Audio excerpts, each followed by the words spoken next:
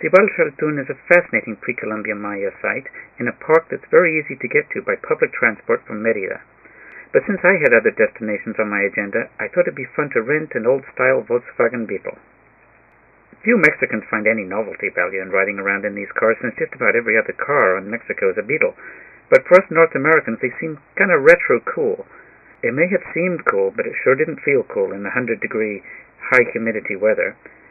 As with so many pre-Columbian sites, we can see the perfectly straight, wide, raised walkways, which, in Maya terminology, are referred to as sacbés. The architecture at Dzibilchaltún is quite different from that of other nearby sites. Dzibilchaltún is much more reserved, lacking many of those Baroque flourishes found in other sites around in the Puc region, which is further inland. The consensus is the city has probably been there since at least 200 AD and was a major trading hub. Part of its economical base was as a center of the salt trade. Also, it was sometimes used as a meeting place for the leaders of Maya cities from at least as far away as Chichen Itza. The House of the Seven Dolls, called this because 7 dolls, which seemed to me quite ordinary, were excavated from here in the 1950s. It has been beautifully restored and alone is worth the trip. People visit from around the world to observe that on the equinoxes the sun shines through the back door and straight out the front. The day I visited was oppressively hot.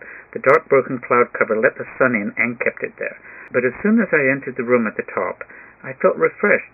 Something about the shade, the room's height above ground, the wind blowing through it, made me stay in that little sanctuary for a long time.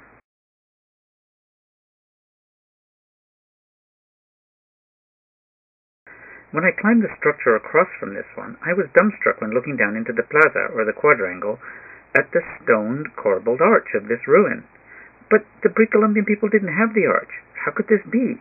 Well, what's next? We're going to find evidence of Maya wheels? Pre-Columbian steel? Well, perhaps, but in this case the answer was far more mundane.